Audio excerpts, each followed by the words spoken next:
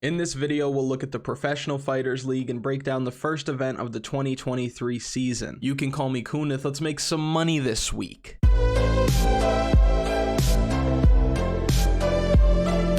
There's no UFC this week, but we have 11 PFL fights to work with and build up that bankroll for the big UFC event next week. There are some spots on this card that I really like. There's some big favorites that are juiced up for good reason, but then there are some sneaky underdogs along the way, so make sure you watch until the end. There will also be official bets for this card on KunithMMA.com, the same way that we do for UFC. We'll also be doing it for PFL for the 2023 season. At the top of the card, Loughnane is fighting Marlon Moraes this week. This is the main event. Loughnane is coming off a 4th round stoppage over Bubba Jenkins, and that was to win featherweight gold last season, and he did that by chopping away at the legs round after round and putting boxing combinations together with pace, power, fluidity. And that's the story of every Loughnane fight. The guy puts a lot out there. He's tough as nails. He's always working. He fights smart, and he doesn't put himself in a whole lot of bad positions, which at this point, Magic Marlon Moraes needs a guy to put himself in bad positions. That's his only path to victory. He needs his opponents to slip up, offer that opening in the early rounds where he can land that big power, but outside of that, he doesn't really have much left. A prime Marlon Moraes was a problem for anybody in the world, but he doesn't have any gas anymore. He's got durability issues. He's been finished in his last 5 fights. And even if you go back and look at his last win against Jose Aldo, I thought that Jose Aldo won that fight. And before that, Marlon Moraes was knocked out by Triple C. So you can make the case that he's 0-7 in his last 7, and he's been knocked out 6 times. Which is why I see Loughnane winning this fight inside the distance. Loughnane has some power, not crazy power, but you don't need a whole lot of power. You don't need to land that heavy on Marlon Moraes nowadays. Technical skill, I think Marlon Moraes is probably better than Loughnane, but he's got that Eddie Wineland situation at the end of his career going on. The chin just won't hold up. So Loughnane is the $1 million man from last season. He's one of the biggest favorites on the card for good reason, and I see him winning this fight by knockout. And in our co-main event spot, we have some other former UFC talent on both sides. Thiago Santos is making his PFL debut. Rob Wilkinson has been in the UFC, most famously for fighting Israel Adesanya early in Adesanya's UFC career. At this point, Santos is well beyond his prime. He's 1-5 in his last 6, and he has been facing really high-level competition like current champion Jamal Hill, top-ranked guys like Glover, Rakic, Ankalaev, and the best to ever do it in John Jones. But I believe that John Jones fight ruined Thiago Santos, considering those lower body injuries, all the time it took to rehab that came with it, the potential re-injury risk, and last time out he took a ton of damage against Jamal Hill. We know Santos has those big kicks, insane power, and he can wrestle. He showed that last time out. But it might not be enough, because on the other side, Rob Wilkinson has found a real nice home for himself in the PFL. Burt Reynolds is undefeated in the promotion, winning over $1 million, and he's winning fights in impressive fashion. And I believe he has advantages everywhere. I think he's the better striker in this fight. I give him the edge there, although Santos is one of the better strikers we've seen at the heavier weight classes in all of MMA. He's 39 years old. Ron Burgundy is 31 years old, and he's finishing everyone. He's not afraid to let his hands go, and I think the name value of Thiago Santos is keeping this betting line from getting out of control, which opens up value for Rob Wilkinson even as a favorite. And I'm thinking this week you can get that finish line. It's going to be slightly better than his money line, and I think that makes the most sense because I see him winning this fight, and I expect Rob Wilkinson to win this fight by knockout. And we have some more UFC talent. Crazy that they couldn't get my man a picture on here. Jotko is making his PFL debut after a long and successful career in the UFC. Jotko was known for being a decision machine, but a tough fight for most because he's so technically sound, solid everywhere, he can grapple, and he has ways of winning minutes in fights. Jotko doesn't do anything that'll blow you away in there, but he does everything just well enough to have success at the highest level. He's really a great example of what technique and poise can do for a fighter who isn't overly athletic, doesn't have God-given knockout power, and isn't grappling since the age of 4. He's just a guy who goes in there, competes, does the little things well, and he works hard. But the line for this fight is crazy. He's moving up a weight class.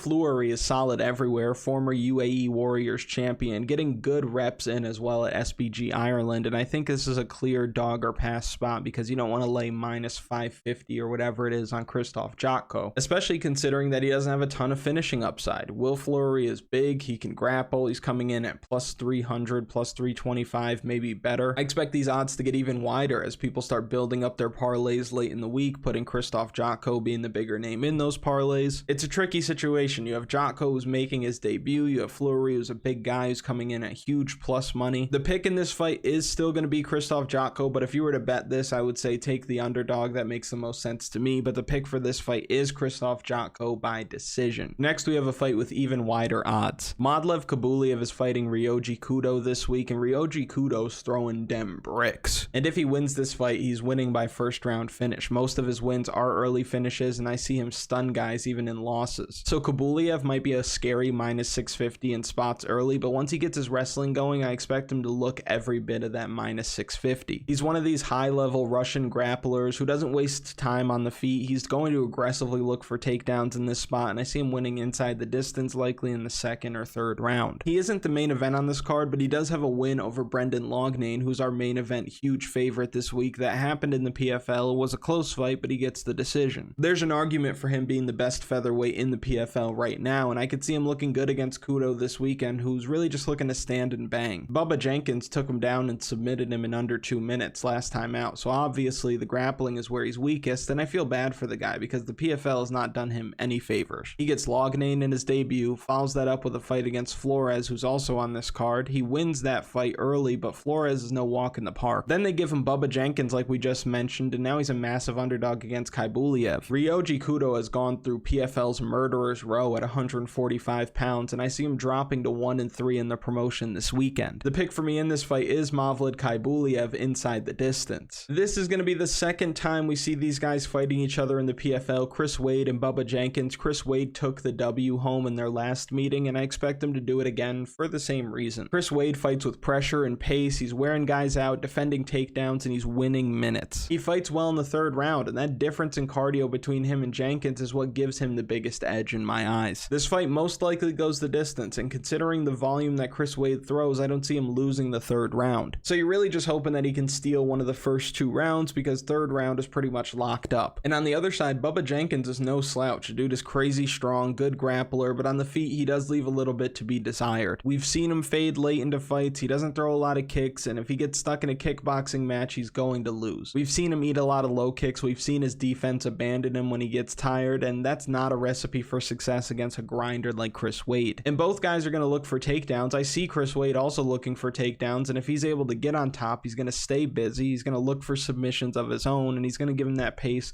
that pressure, that cardio, that volume. And I really see all of it being too much for Bubba Jenkins at this point. So I do think that Chris Wade wins this fight. I do think he wins by decision, but he steals the third round for sure, and probably wins one of the first 2, if not all 3. Hold on, wait 1 second. If you haven't already, like the video, subscribe to the channel, comment something for the algorithm. All those things are free. Next, we're looking at a fight with Marthin Hamlet. He's fighting Mohammad Fakhreddine this week, and Fakhreddine is interesting, especially as a slight underdog, because he's got serious knockout power and he's fighting out of a good gym. First, he's making his debut in the PFL. Marthin Hamlet has 7 wins in the PFL. He's a PFL veteran. Second is the age gap. Fakhreddine is 38 years old. Hamlet is only 31. And third is just the stylistic differences between the two. Hamlet's going to want to get this guy on the mat, because if you're on the mat, you can't KO somebody.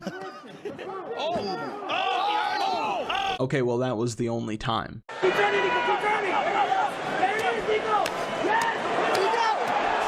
Okay, sure, but that's it. All right, enough. With those long arms to work, he's gonna throw the legs to the side.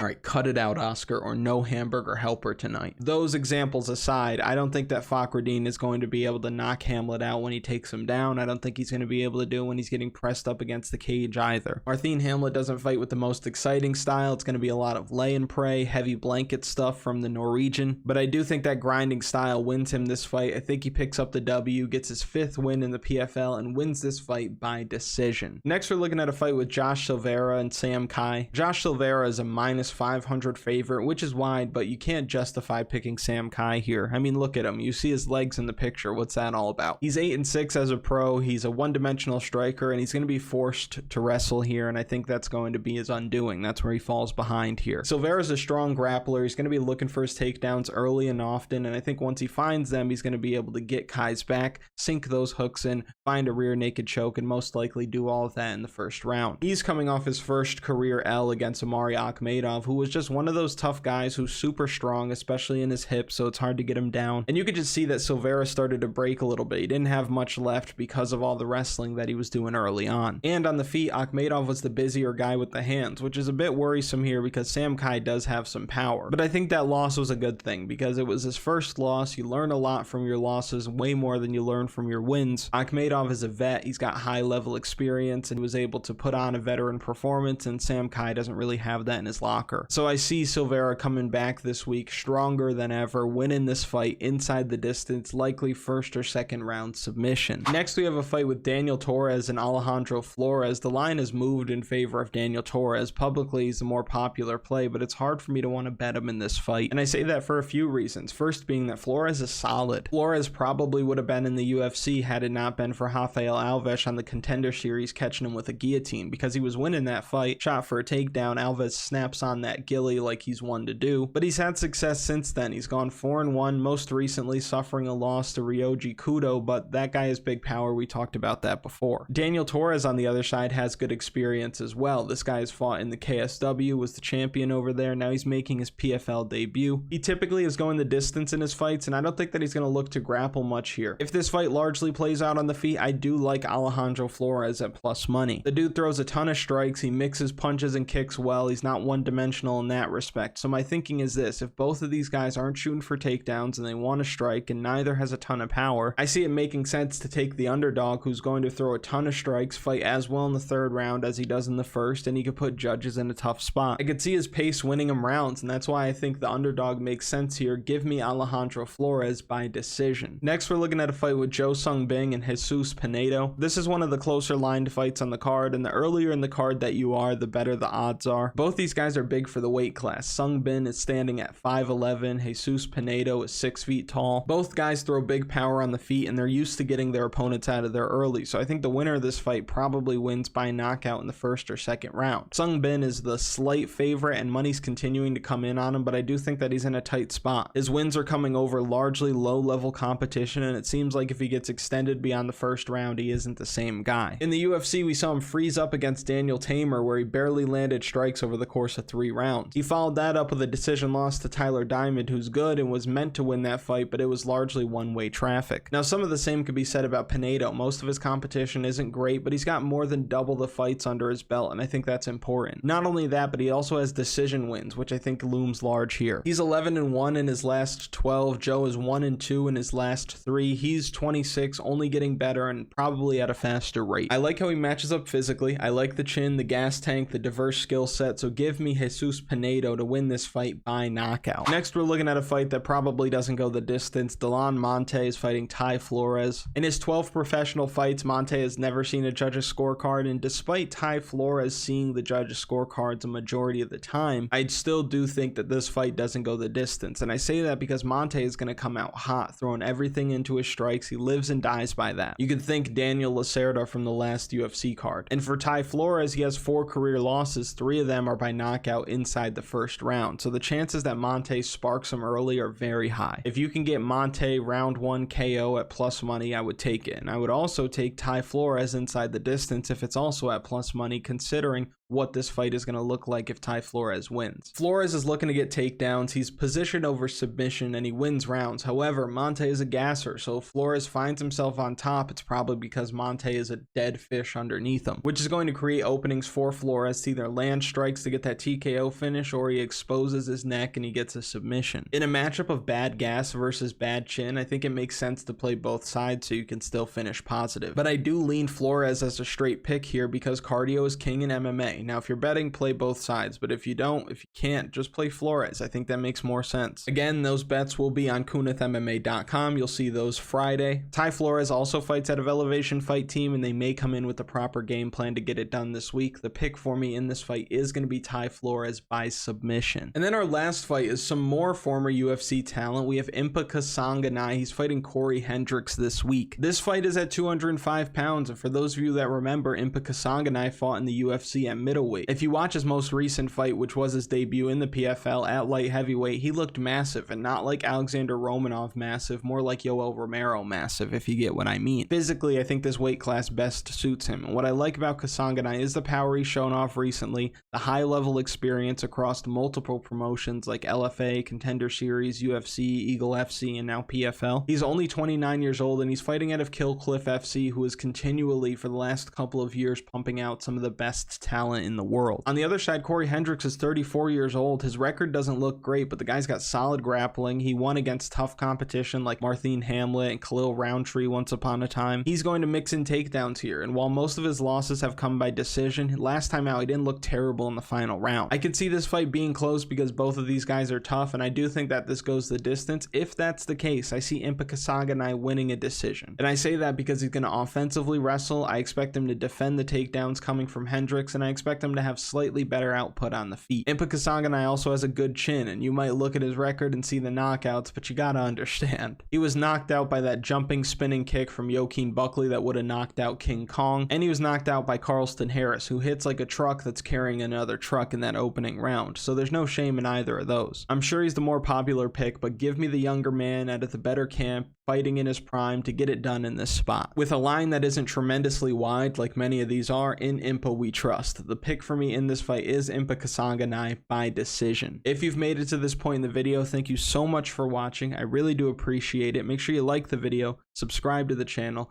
comment something for the algorithm, and I will see you next week for that big ol' UFC. Let's go!